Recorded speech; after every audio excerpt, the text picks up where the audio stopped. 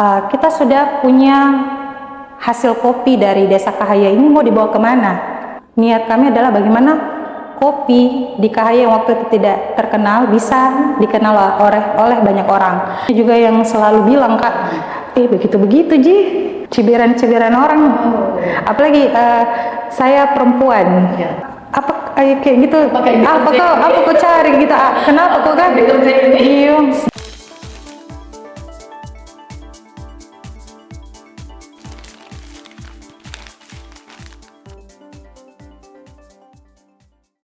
Assalamualaikum warahmatullahi wabarakatuh. Halo sahabat radar, kita ketemu lagi di Bincang Radar atau Bira. Kali ini kita punya tamu yang sangat istimewa. Kita kenalan dengan Andi Reski Anggraini. Halo Kak Iki. Halo Kak Una. Ya, gimana kabarnya Kak Iki? Alhamdulillah sehat. Alhamdulillah akhirnya kita bisa ketemu ya setelah beberapa kali kita mengatur jadwal untuk bisa podcast bareng. Betul sekali Kak Una.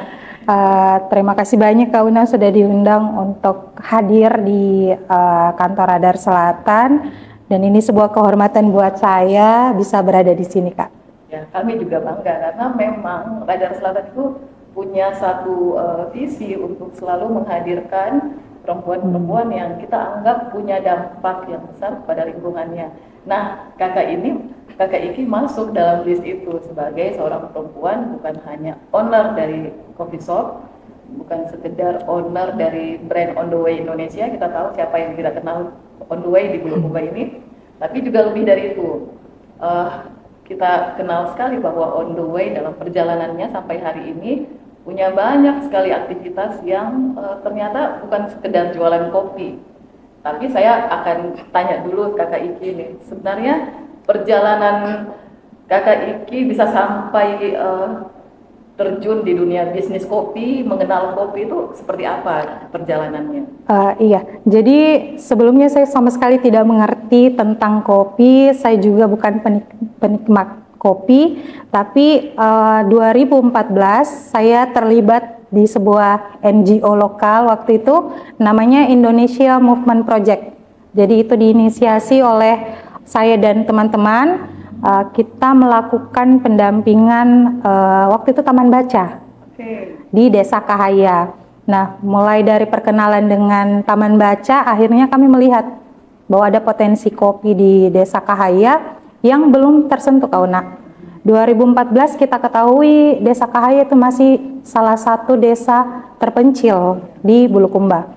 Akhirnya kami menginisiasi program pendampingan petani kopi untuk peningkatan kualitas dan edukasi kepada petani. Nah, waktu itu kami mendapatkan kerjasama dengan salah satu mitra Dompet Duafa, dan itu yang akhirnya menjadi pintu masuk program-program lainnya Kak Una di Kahaya. Artinya ketemu dengan petani kopi dulu, ya, baru kemudian memilih berbisnis di dunia atau industri kopi ini. Betul Kak Una, karena On The Way sendiri itu hadir 2018. Oke, berarti 4 tahun setelah pertemuan dengan petani kopi di Kahaya ya? Betul Kak Una, jadi 4 tahun itu adalah proses kami berkenalan, proses penjajakan lah istilahnya dengan petani. Kita banyak belajar langsung dengan petani, dan akhirnya ini juga muncul karena keresahan. Kita sudah punya hasil kopi dari Desa Kahaya ini, mau dibawa kemana? Waktu itu karena terbatas akses, akhirnya kami berinisiatif, ayo kita nyetok kopi petani di kota, karena jarak Bulukumba kota dan Kahaya cukup butuh waktu dengan kondisi jalan yang waktu itu belum selancar sekarang. Saya merasakan suasana itu. Kak Una beberapa kali merasakan kita harus butuh waktu yang luang untuk ke Kahaya. Kalau sekarang bisa PP Kak. Dan dulu akhirnya kami menjadikan rumah kami itu sebagai gudang. Jadi kami bangun garasi mobil, sebenarnya peruntukannya untuk gudang Kak Una. Gudang kopi yang diambil dari Kahaya biar itu belum jualan kopi kan? Belum. Jadi kami dulu sebagai tempat penyimpanan karena kami adalah pendamping petani. Akhirnya banyak orang yang bilang, bagaimana sih rasanya kopi Kahaya? Mau coba. dengan keterbatasan ilmu waktu itu, kami coba racik-racik sendiri Kauna. Berdasarkan informasi dari YouTube, bahkan waktu itu kita cari coba deh resep-resep kopi yang enak itu seperti apa. Akhirnya kita coba 1-2 orang, akhirnya open PO untuk kopi botolan, dan akhirnya mulai banyak yang mau PO-PO, akhirnya kita inisiatif untuk bikin jualan kopi. Ya, waktu itu kan saya kenal dirimu itu di lapangan pemuda, Ya, jual kopi. betul, itu adalah cara kami untuk memperkenalkan waktu itu Kak. Jadi memang pengen menjemput bola istilahnya. Karena kalau waktu itu kan masih terbatas di marketing, jadi kami pikir gimana ya bisa orang lihat, orang kita perlu hadir di pusat keramaian. Akhirnya hadir di lapangan pemuda yang waktu itu belum terlalu banyak juga Kak yang jualan. Ada beberapa lapak, akhirnya kami coba parkir. Dan mulai dari situ, akhirnya pelan-pelan kopi Cahaya melalui On The Way itu mulai dikenal. Bukan hanya dikenal, tapi sekarang kopi Cahaya itu sudah ekspor bahkan ya. Betul. Sudah sampai ke luar negeri beberapa negara. Ya. Nah, yang saya lihat dari perjalanan Iki dan suami juga ya, bagaimana mereka membangun brand On The Way ini, ada banyak sekali jatuh bangun dan pasang surut. Dari gerobak kopi yang diparkir di lapangan pemuda, sekarang sudah bisa punya 3 stasiun coffee shop ya, bahkan sudah bisa membawa nama brand ini sampai menasional bahkan internasional. Nah, bagaimana nih perjalanan jatuh bangunnya dari tadi yang diceritakan, berkenalan dengan petani kopi, kemudian akhirnya memilih bisnis kopi ini sebagai jembatan, kalau saya menyebutnya jembatan perubahan gitu ya. Betul. Jatuh bangunnya seperti apa, Kak? Iya, seperti yang Kak Una bilang bahwa kami menganggap On The Way itu adalah alat kami untuk memberi dampak. Jadi dibangun On The Way-nya pun di awal itu adalah niat kami adalah bagaimana kopi di Cahaya yang waktu itu tidak terkenal bisa dikenal oleh banyak orang. Nah, alhamdulillah itu perlahan terwujud melalui salah satu melalui On The Way dan tentunya support banyak pihak itu bisa terwujud. Dan jatuh bangunnya juga banyak Kauna. Jadi misalnya waktu awal-awal kami memulai dengan kondisi yang benar-benar tidak tahu tentang kopi, belajar secara otodidak. Banyak juga yang mungkin omongan-omongan orang ya ngapain gitu ya, ngapain kalian begitu, untuk apa, kenapa enggak jadi ini jadi itu. Apalagi waktu itu orang tua masih anggota DPR. Iya betul, jadi waktu itu banyak sekali, alhamdulillahnya orang tua mertua itu selalu support, bahkan biasa Kauna dia lihat dari jauh lewat, oh kurang kursinya anakku, tiba-tiba menelpon sini ada kursi. Itu bentuk support orang tua. Ya lagi-lagi sampai hari ini itu karena support banyak orang, kolaborasi dan support banyak orang. Dan tentunya kalau jatuh bangun itu paling terasa juga waktu COVID. Waktu COVID itu baru-baru banget kami menyediakan layanan di kedai kopi di garasi itu tadi Kauna, Jalan Pisang. Itu baru sekitar setahunan berjalan langsung COVID. Awalnya terasa banget pressure-nya ini COVID mempengaruhi omset, struggle, semua serba dibatasi, bahkan open closing juga semua dibatasi. Tapi dari situ lagi-lagi kami belajar bahwa setiap kejadian itu pasti ada sisi lainnya. Kalau waktu itu kami mungkin di awal-awal COVID itu memang fokus pada masalahnya. Tapi berjalannya kami cari solusinya apa nih, masa mau penurunan omset ya kita harus cari solusinya seperti apa. Akhirnya kami ketemu dan disitulah mulai kami merangkak. Jadi mulai dari situ kami cari marketing ataupun cara-cara yang bisa kami lakukan secara online. Suami ada basic di marketing, jadi dia mengerjakan semuanya mulai dari website, optimasi media sosial. Akhirnya kita sediakan layanan pesan antar Ya. dengan paket-paket bundling. Di situ alhamdulillah kami bisa melewati COVID dengan Masa krisis itu ya. iya dengan tidak terpuruk lah. Ceritanya kami bisa bernafas waktu Tidak itu. sempat PHK karyawan waktu itu? Tidak sempat Kauna, tapi sempat menunda gaji karyawan.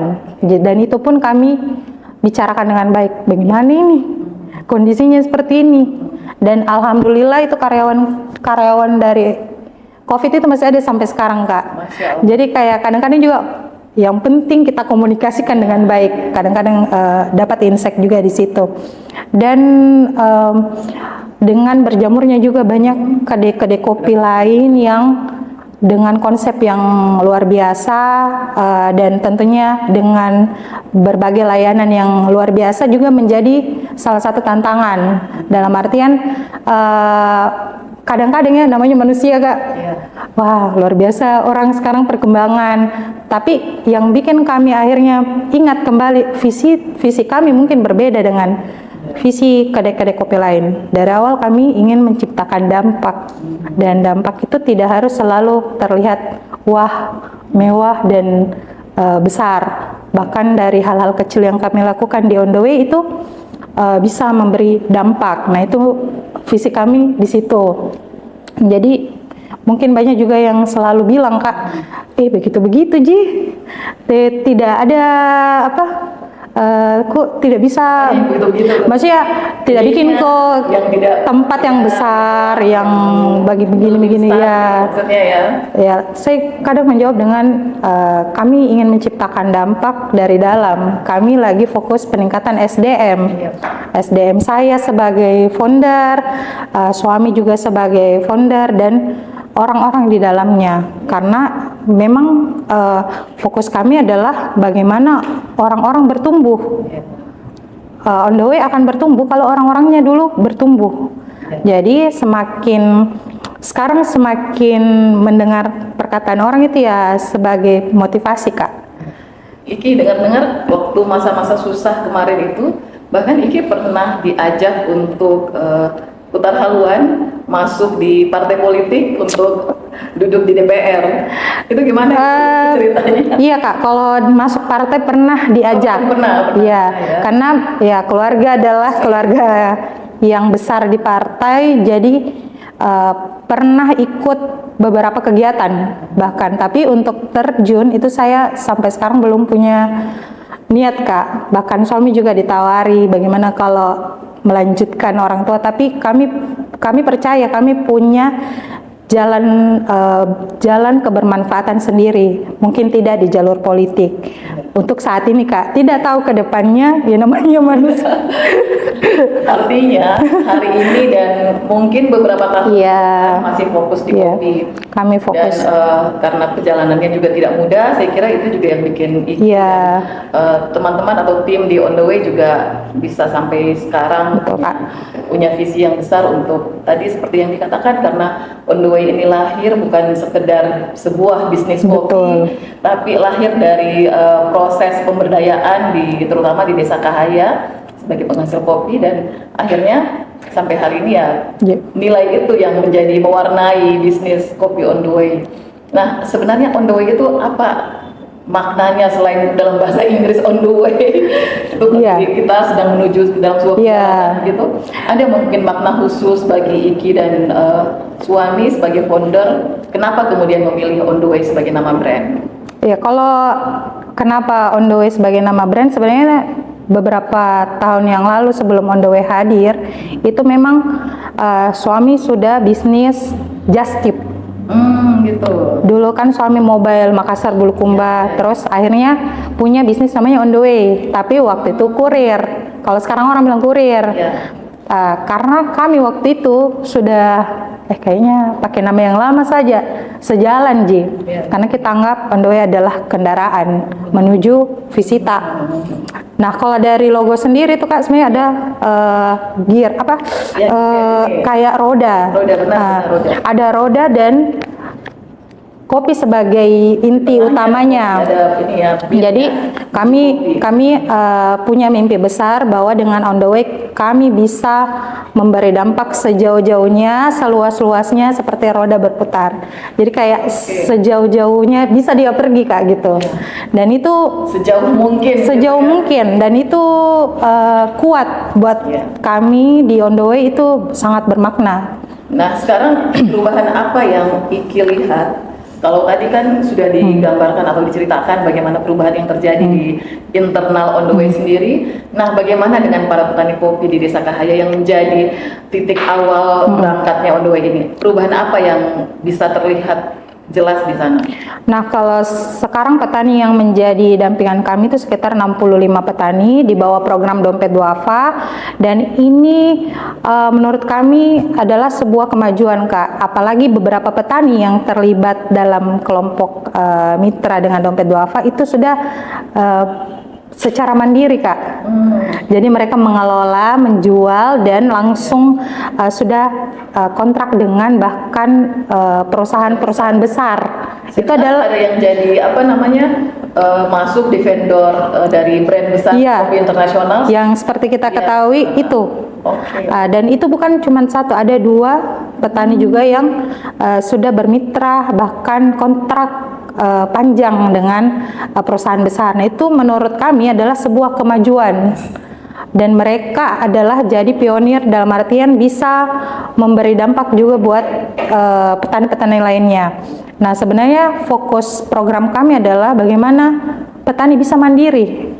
Nah, itu adalah semakin berdaya dan bisa meningkat secara perekonomian. Nah, melihat sekarang sudah ada yang menjadi contoh dan sudah terjun secara langsung, itu menjadi sebuah peningkatan meskipun memang butuh waktu yang lama Kak. Jadi beruntungnya petani-petani di Kahaya itu Kak, dia terbuka dan senang belajar. Jadi kalau kita ajak ada program pelatihan seperti ini, mereka tuh antusias, ikut ya. bahkan sering bertanya. Iya, padahal kan kalau dipikir mereka jauh dari kota.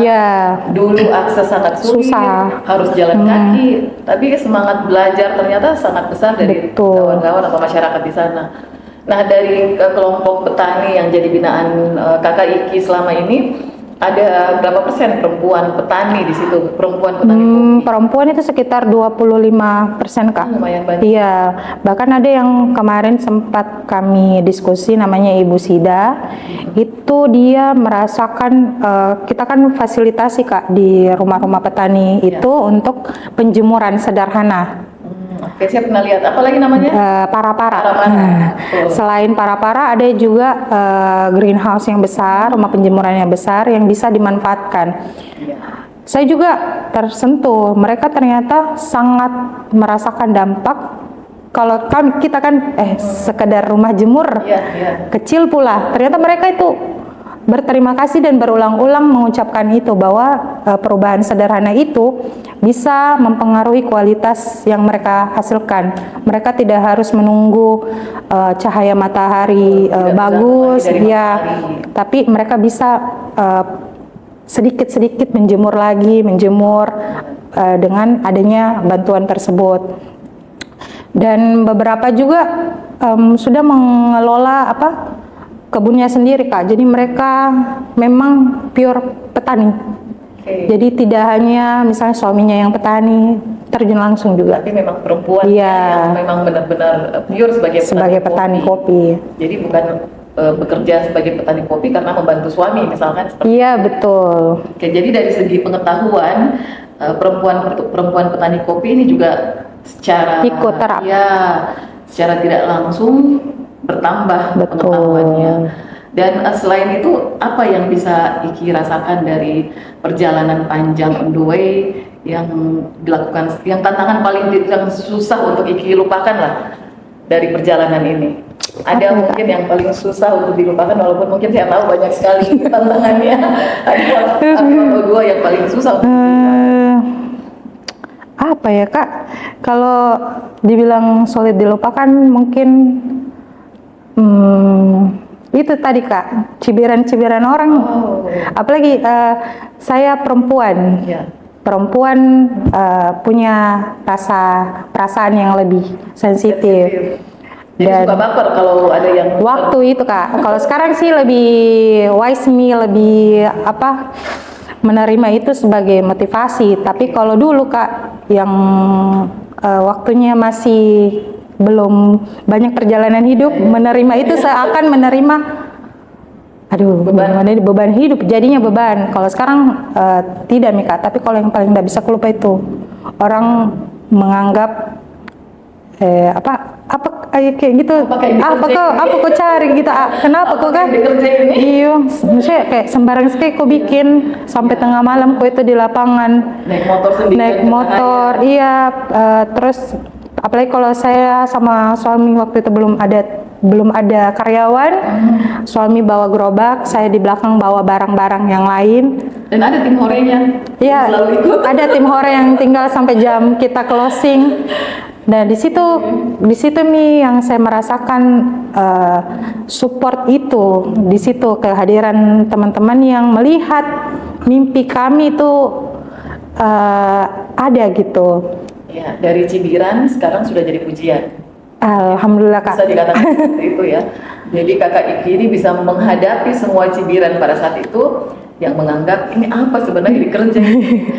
Bawa gerobak ke Labda, jualan kopi, padahal seorang sarjana mungkin, betul. Anggota DPR, mungkin tekanannya di situ kali ya. Tekanan dari, ya betul. Apalagi basic orang tua, keduanya adalah mertua dan orang tua adalah ASN. Jadi pressure-nya lebih terasa. Bahkan sampai sekarang Kak masih ada orang yang kadang apa tuh kau kerja gitu. Biasa aja senyum-senyum sih Kak. Kalau ini omset ini sudah acuan udah banyak di rekening ini. Iya, maksudnya saya kadang malah kasihan Ji. Oh, memang masih banyak orang yang melihat orang lain itu seperti itu. Iya, standarnya orang beda. Iya, betul Kak. Ini. Nah, Iki, saya dengar kan tidak lama lagi, mungkin bulan depan atau sebelum Lebaran, Iki ini sudah dapat undangan dari pemerintah Amerika Serikat, jadi mewakili anak muda bukan hanya di Bulukumba, bukan hanya di Sulu, tapi di Sulawesi. Yang satu-satunya yang diundang dari Sulawesi untuk ikut dalam program pelatihan kepemimpinan seperti itu ya, pemagang di Amerika, mewakili Sulawesi atau Indonesia Timur, Iki atau Andi Reski yang Raini. Nah ini gimana ceritanya bisa sampai dapat undangan khusus untuk ikut program tersebut? Ya, jadi 2024 itu ada open untuk fellowship program. Namanya itu Wisely Professional Fellowship Program dari pemerintah Amerika. Saya daftar Kak. Jadi sebenarnya sistemnya seleksi. Seleksi 2024 daftar dan itu proses seleksinya lama Kak. Kalau tidak saya hampir setahun sampai akhirnya lolos. Dan itu butuh esai. Ya menulis esai dan kita minta recommendation letter. Waktu itu saya minta ke salah satu pembinaku di Kementerian Pertanian dan salah satu pejabat di Bulukumba. Waktu itu saya minta dari Pak Sidi dan Kak Tommy, Wakil Bupati 2 periode lalu. Dan menulis esainya pun tricky Kak, karena betul-betul saya ini pertama kali menulis esai internasional. Tapi setelah saya riset sebelumnya, katanya tulis saja esai yang jujur, apa adanya. Jadi saya tulis Kak, saya adalah ibu 3 orang anak, seorang istri dan seorang pemimpin di bisnis. Saya jelaskan apa yang saya jelaskan tadi sama Kak Una. Jadi betul-betul saya jelaskan dari awal ya. Apa yang saya kerja di sini di Bulukumba. Dan akhirnya pengumuman di Desember 2025. Dan itu menjadi salah satu peserta untuk tema. Jadi ada 4 tema. Tema yang saya ikuti itu innovation, entrepreneurship, and economic empowerment. Jadi memang sesuai basic kegiatan sehari-hari saya di sini Kak.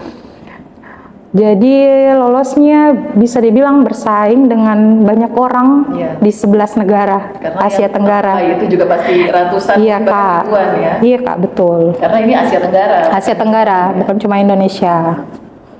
Nah, terus kemudian apa yang akan dilakukan nanti di Amerika? Kan berangkatnya kalau tidak salah tadi Iki cerita di Maret ya, sebelum Lebaran, dan akan Lebaran di negeri Paman Sam. Itu kira-kira apa yang akan dilakukan Iki selama 40 hari di Amerika itu?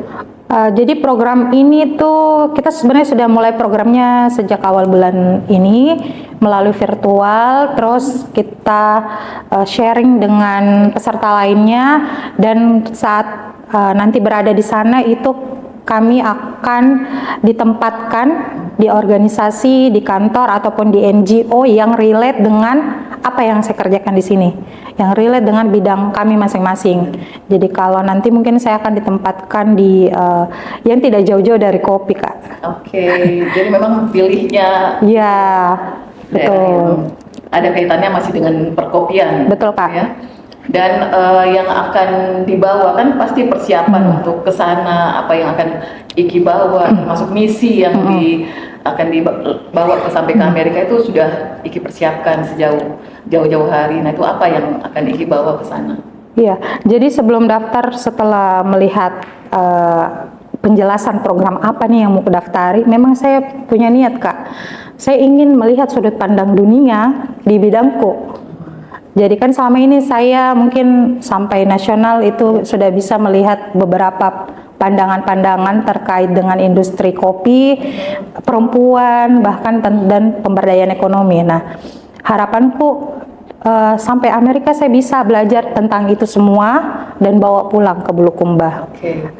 Artinya seorang Iki yang dari Bulukumba yang selama ini beraktivitas tidak jauh-jauh dari Desa Kahaya, kemudian Kabupaten Bulukumba, itu bisa menembus sampai Amerika. Ini pesan penting untuk perempuan-perempuan yang ada di daerah, bahwa apa yang kita cita-citakan, mimpi kita itu harus besar, karena semua orang punya kesempatan yang sama. Gitu mungkin ya. Betul, Kak. Jadi saya selalu bilang sama teman-teman perempuan, kita tidak harus memilih antara peran sebagai orang ibu, istri, anak ataupun perempuan dengan karir. Semua bisa kita jalankan bersamaan. Kita bisa memenangkan keduanya. Karena itu yang kurasa, Kak, saya bisa memenangkan saya sebagai ibu, istri, dan juga pendamping sampai dengan karirku. Ya, meskipun memang di awal itu butuh penyesuaian, tapi yakin dan percaya itu bisa.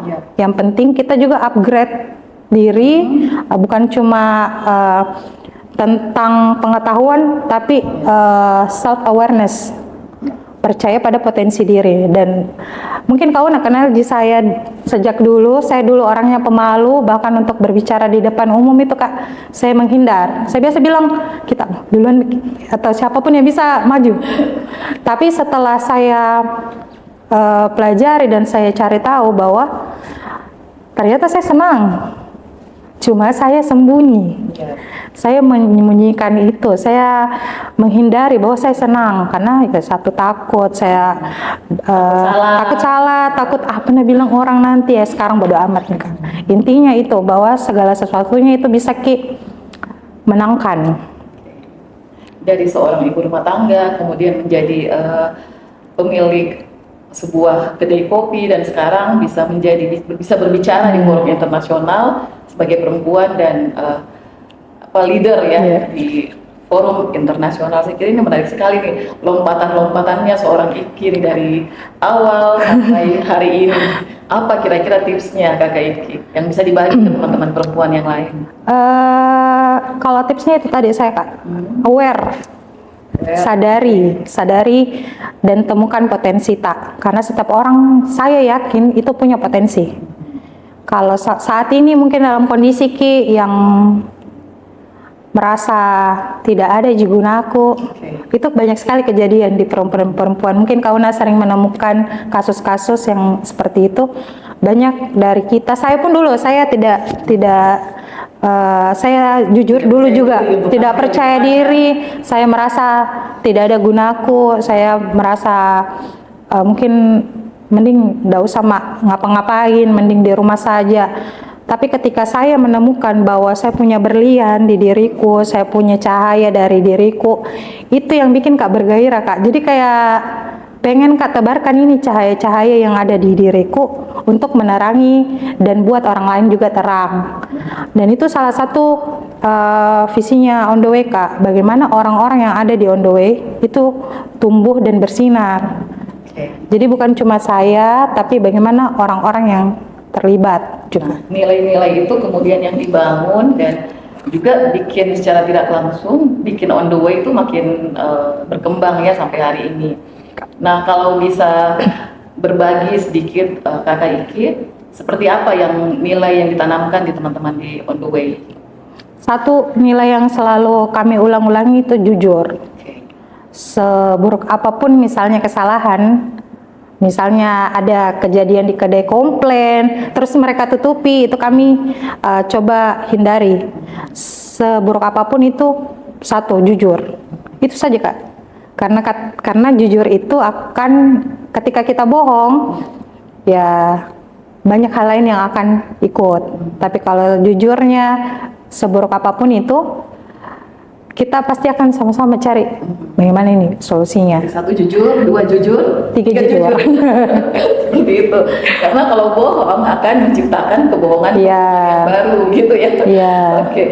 Nah, Iki, ada hal yang paling bikin Iki mungkin dalam, tadi kan sudah diceritakan jatuh bangunnya, tapi ada mungkin di satu titik pernah Iki rasakan ingin menyerah, apalagi sebagai ibu. Mungkin saat anak-anak sedang butuh perhatian, kemudian Iki juga disibukkan dengan banyak hal, ada satu titik di mana Iki pengen, aduh kayaknya saya menyerah, misalnya deh. Ada pernah ketemu dengan peristiwa seperti itu? Sering, Kak. Oh, bahkan sering? Iya, dulu sering sekali. Sekarang juga ya masih manusiawi. Kadang-kadang ada rasa capek, terus kayak aduh pengen menghilang.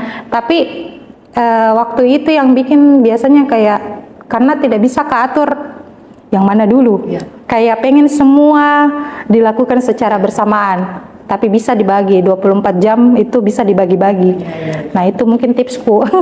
Jadi kayak misalkan anak-anak nangis, butuh diperhatikan, tiba-tiba ada komplain dari warung kopi nih, terus ada masalah lain lagi. Betul, Kak. Semuanya bersamaan. Jadi pada saat itu mungkin titik ini krusialnya ya. Iya, Kak. Mana kalau perempuan kan seperti saya biasa butuh kayak komunikasi yang jelas ya, dan itu juga aku pelajari bahwa yang kurang selama ini dari saya tidak clear. Ini komunikasi dengan siapa ini? Dengan suami, dengan tim, dengan anak. Tadi kau bilang bagaimana anak-anak ketika ke Amerika. Saya baru mau jawab, Kak. Tadi tidak sempat dijawab. Jadi sebenarnya mulai dari pengumuman saya sudah komunikasikan. Ibu dapat rezeki, ibu mau ke sini selama ini, siap-siap ya, kayak gitu. Ya mungkin di awal memang tantrum, ikut ini.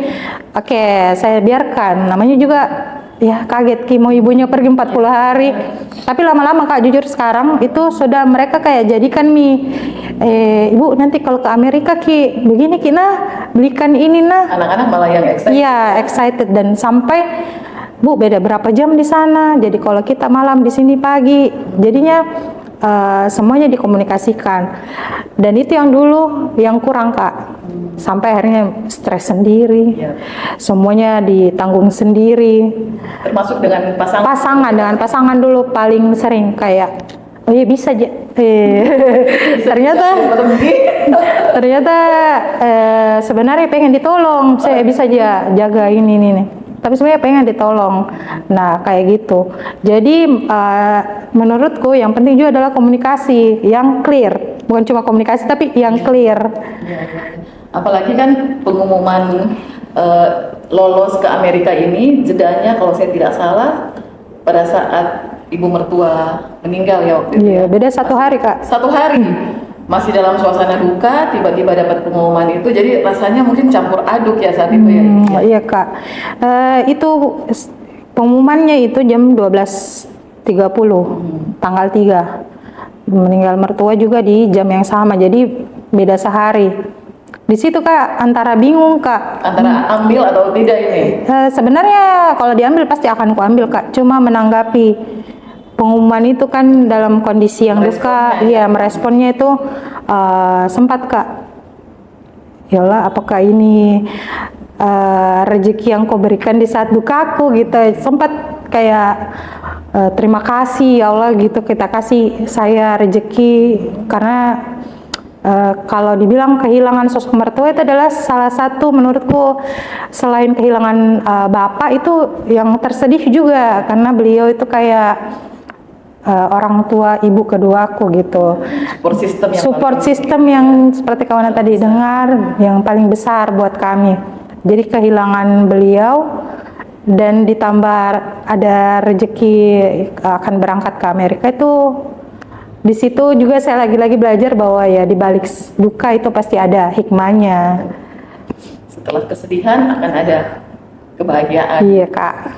Ya, nah apa yang pesan yang ingin Iki sampaikan kepada perempuan-perempuan di Bulukumba mengenai apa tadi itu pemberdayaan soal bagaimana mereka ikut mengupgrade dirinya, tidak berhenti belajar. Kira-kira apa yang bisa Iki bagi ke teman-teman perempuan?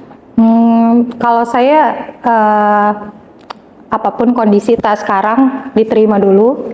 Kita perlu aware kondisi kita sekarang. Kalau tidak baik-baik saja ya bilang tidak baik-baik saja, and then ngapain gitu. Karena ketika kita sudah sadar kalau kita tidak baik-baik saja, itu kita baru bisa tahu nextnya mau ngapain. Tapi kalau kita selalu kayak menolak, baik-baik aja ini, ya sudahlah kita akan tinggal di situ-situ saja. Jadi pesanku sekarang buat teman-teman yang mungkin lagi dalam kondisi yang tidak ideal, tidak baik-baik saja, terima dulu itu. Terima dulu kondisi kita, sadari dan mengakui bahwa memang kita lagi tidak baik-baik saja dan melakukan satu langkah kecil apa yang bisa kita lakukan di kondisi kita.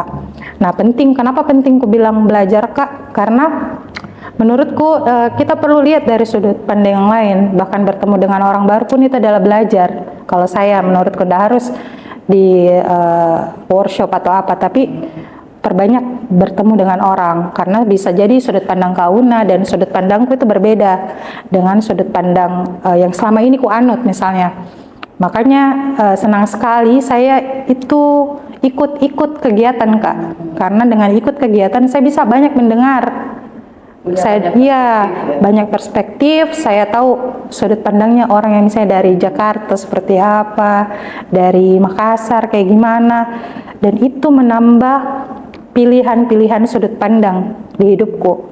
Karena kadang masalah itu yang perlu dirubah adalah sudut pandang tak dilihat ke sebuah kejadian.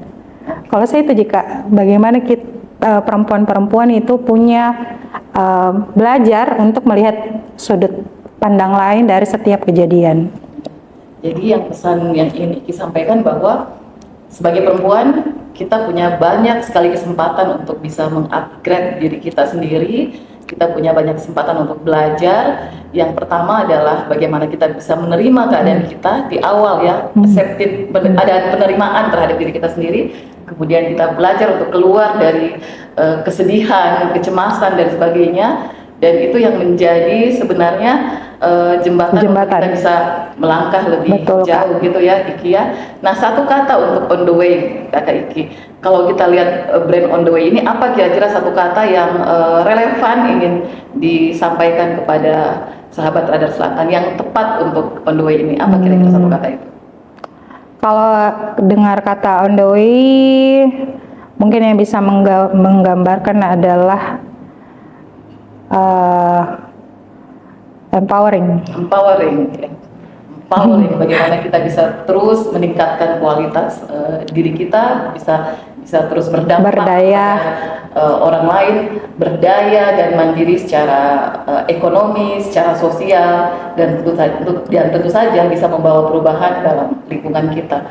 Saya kira ini menarik sekali bincang-bincang kita hari ini. Kakak Iki, terima kasih banyak sudah hadir. Sama-sama. Nanti pulang dari Amerika kita ajak lagi Kakak Iki di sini untuk bercerita seperti apa Amerika dan bagaimana penerimaan orang-orang di sana terhadap Bulukumba, produk-produk dari Kabupaten Bulukumba dan secara sosial dan budaya juga seperti apa. Terima kasih sahabat Radar Selatan, Kakak Iki terima kasih banyak sudah datang. Sama-sama Kak Una. Salam sehat dan salam untuk Kakak Awal dan semua tim on the way. Jangan sungkan untuk datang ke Radar Selatan dan jangan pernah menolak ketika diundang ke podcastnya Radar. Ya, sahabat Radar Selatan, demikian podcast kita hari ini. Ketemu lagi kita nanti di episode yang berikutnya melalui Dira Bincang Radar Selatan. Terima kasih. Terima kasih Kakak Iki.